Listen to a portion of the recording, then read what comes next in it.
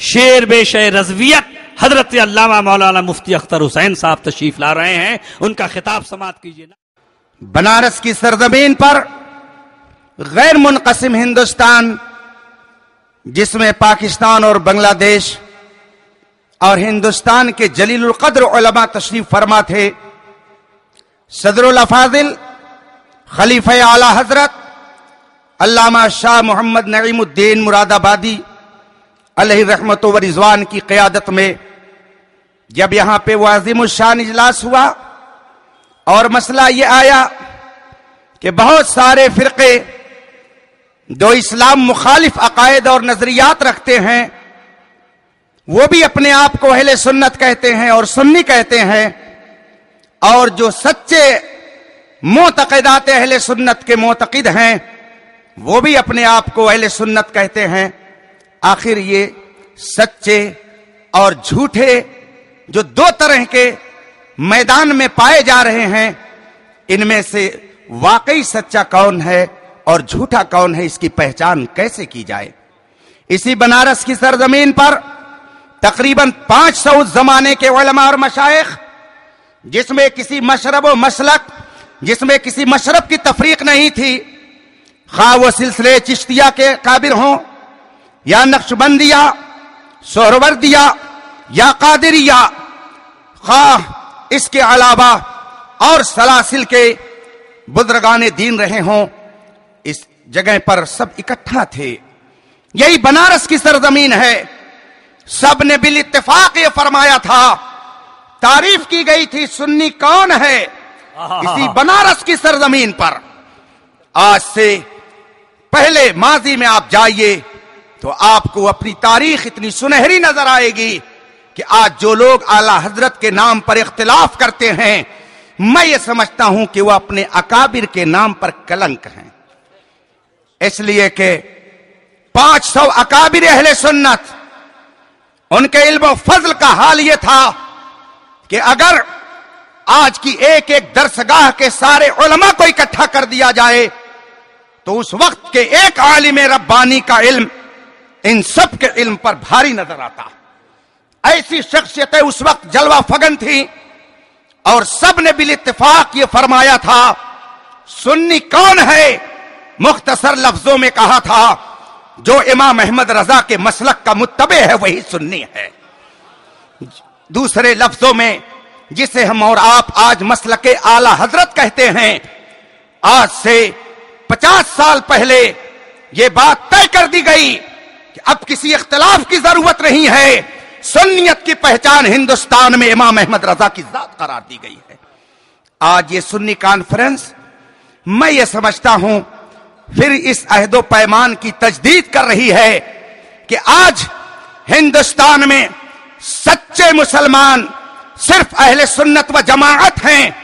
یہ سب سچے ہیں اور ان سارے سچوں کے پیشوا یہ کانفرنس طے کر رہی ہے ہمارے تاج الشریعہ جانشین اعلی حضرت ہیں. بے شک، سبحان اللہ. وہ ہم سنیوں کے ہندوستان کے اندر عظیم قائد ہیں، اور اگر میں ان کے حوالے سے بیان کروں تو آپ حیرت میں پڑیں گے. ابھی میں رمضان شریف میں مسجد نبوی کے اندر فجر کی نماز پڑھ کر بیٹھا تھا.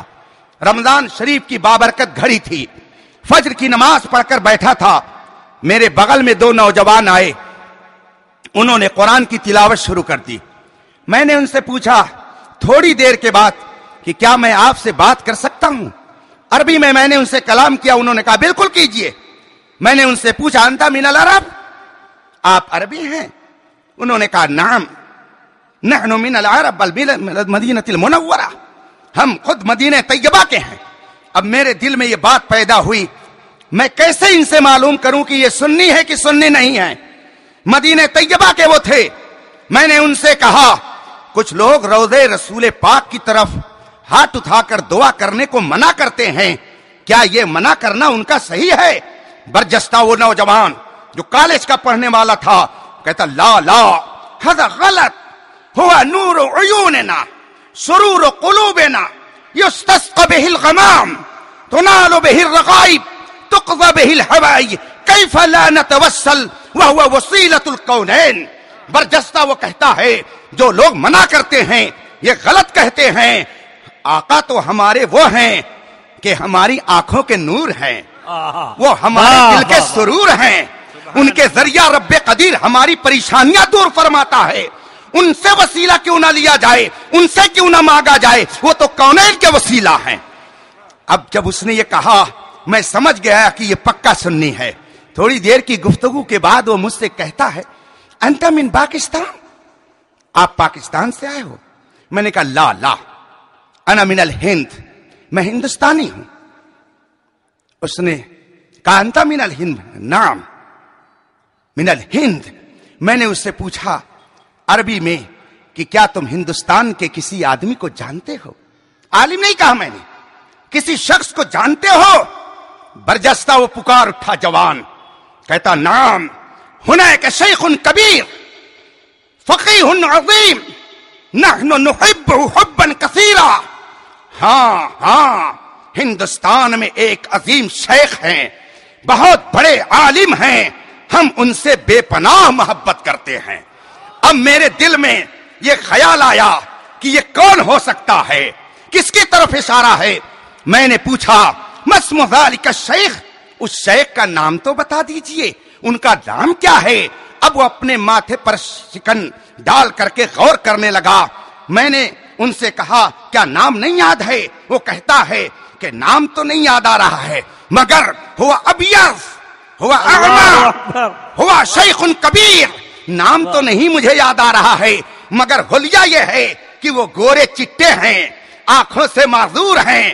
میں سمجھ گیا کس کو کہہ رہا ہے. میں نے کہا تاج الشریعہ العلامہ محمد اختر رضا القادری البریلوی. قال نعم نعم ہوا شیخ کبیر نحن نحبہ حبا کثیرا. ہاں ہاں وہی ہے, ہم ان سے بڑی محبت کرتے ہیں. سبحان اللہ, سبحان یہ اللہ. مدینہ طیبہ میں ابھی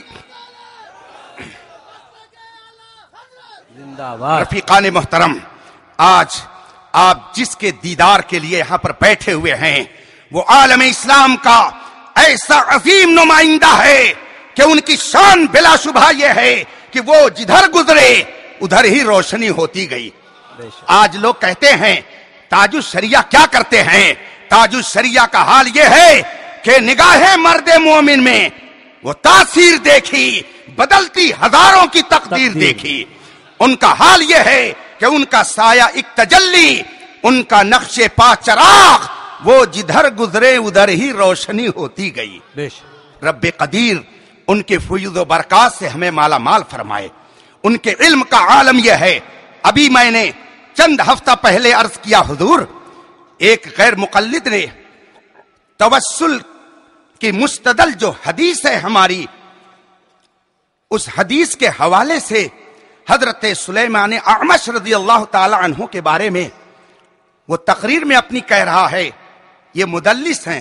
علماء اسے سمجھتے ہیں, ان کے اندر یہ عیب پایا جاتا ہے, اس لیے ان کی یہ روایت معتبر نہیں ہے, ضعیف ہے.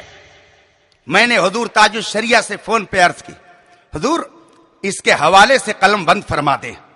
ابھی میں آیا, حضرت کی قیام گاہ پر پہنچا, فوراً فرماتے ہیں مولانا آپ نے جو کہا تھا میں نے اس پر 40 صفحہ لکھوا دیا ہے, اور 40 صفحہ لکھوا کر کے میں نے اس کے اندر ثابت کر دیا ہے کہ ہم جس حدیث کو اپنا مستدل بنا رہے ہیں اس کے راوی ضعیف نہیں ہیں بلکہ ثقہ ہیں, اور جو ان کو ضعیف قرار دیتا ہے وہ خود قابل اعتبار ہرگز نہیں ہے.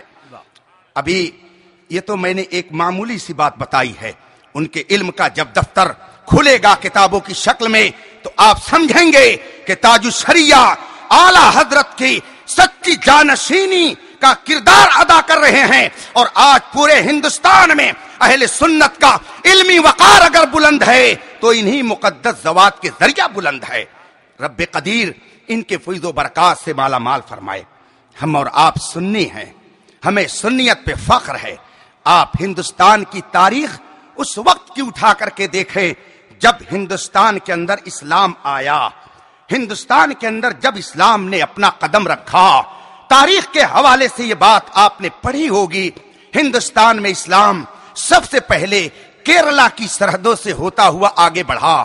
محمود غزنوی لے کر کے آئے, فلاں لے کر کے آئے, فلاں لے کر کے آئے. बुजुर्गान दीन लेकर के आए और ये वही इस्लाम लेकर के आए जिसकी नुमाइंदगी आज हम और आप कर रहे हैं और जिनके पेशवा इमाम अहले सुन्नत ताजदार अहले सुन्नत आला हजरत की जात थी। जो लोग ये कहते हैं कि तुम्हारा मजहब नया है, तुम्हारा मसलक नया है, आप दस्तावेज हिंदुस्तान के उठा करके देखिए। जब इस्लाम हिंदुस्तान में आया, हिंदुस्तान के अंदर मुस्लिम हुक्मरां आए, दस्तावेज उठा करके आप देखिए, आपको हिंदुस्तान के पुरानी दस्तावेज में कहीं पर कोई और मकतबे फिक्र आपके सामने नहीं आएगा, सिर्फ मजहब हक अहले सुन्नत व जमाअत नजर आएगा। बाकी जितने फिरके हैं उनका वजूद अगर आप देखेंगे तो बाद के अदवार में वो आपको मिलेंगे। हत्ता कि आज भी हिंदुस्तान के मुस्लिम पर्सनल्ला में किसी गैर मुकल्लिद की कोई मजहबी किताब नहीं दाखिल है, बल्कि अहले सुन्नत और फ़िक़्ह हनफी की ही मोतबर किताबें हैं, जिसके मुताबिक हिंदुस्तान के मुस्लिम पर्सनल्ला में इस्लामी कवानीन पर जब गुफ्तगू करनी होती है तो उन किताबों की तरफ रुजू किया जाता है। क्या ये सच्चाई इस बात की शहादत हमें नहीं दे रही है कि मजहब हक सच्चा मजहब वही है जिसे अहले सुन्नत व जमाअत कहा जाता है, जिसकी नुमाइंदगी मसलके आला हजरत से होती है, जिनकी नुमाइंदगी ये अकाबिर फरमा रहे हैं। अभी मैं तकरीबन 1 महीना पहले की बात है, बॉम्बे गया एयरपोर्ट पे हुजूर मुहद्दिस कबीर दामत बरकातुल आलिया की खिदमत में साथ था। हजरत असर की नमाज पढ़ करके जरूरत से गए इस्तिंजा खाने की तरफ। 2 बैठे हुए थे, शक्ल सूरत से तो गैर ही लग रहे थे, गट्ठा पेशानी पर उनके जैसी उनकी वज़ाक़ता होती है। एक मुझको बुलाता है और कहता है, बाबू ये बताओ कि ये कौन शख्सियत है, ये कौन शख्सियत है? मैंने कहा ये शहजादे सदरुल शरिया हैं, मुहद्दिस कबीर हैं, अल्लामा ज़ियाउल मुस्तफ़ा हैं। दूसरा कहता है यही अल्लामा ज़ियाउल मुस्तफ़ा हैं। मैंने कहा जी हाँ। कहा इनकी शख्सियत तो बहुत बड़ी है, हमने इनका बड़ा नाम सुना है, ये दीन के बहुत बड़े आलिम हैं। हमने कहा आप कहें या ना कहें, मगर हमारे मुहद्दिस कबीर ऐसे आलिम रब्बानी हैं कि इनका इल्म आज सावन भादों की तरह पूरी दुनिया में बरसता नजर आता है। बेशक, सुभान। ये वो मुकद्दस शख्सियतें हैं। लोग कहते हैं ये तन्हा है, ये तन्हा है। जरा देखिए तो ये नूरानी चेहरे। वाह। कहने वाले कहते हैं मुहद्दिस कबीर अल्लामा ज़ियाउल मुस्तफ़ा ताजुल शरिया तन्हा है। कितनी अजब बात है। गर न बीनत बरोज शपरे चश्म, चश्मे आफताब राज कसूर। अगर दिन में चमगादड़ की आंख नजर उसकी आंख नहीं देखती है तो इसमें आफताब का क्या कसूर है? हमारे ताजुल शरिया इल्म फजल के आफताब माहताब हैं। हमारे मुहद्दिस कबीर इल्म हिकमत के आफताब माहताब हैं। कौन देखेगा? आंख वाले तेरे जलवे का तमाशा देखें। दीदे कोर को क्या है नजर क्या देखे? ये उलमा नहीं है, ये सब वो हैं जो ताजुल शरिया की गुलामी पे फख्र करते हैं।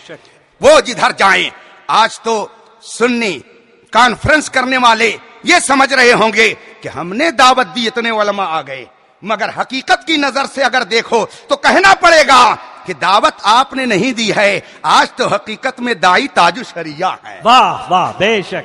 आज दावत उनकी है, हम सब आज उनके मेजबान हैं, हम सब आज उनके मेहमान हैं। और आज वो हमारी मेजबानी कैसे करेंगे?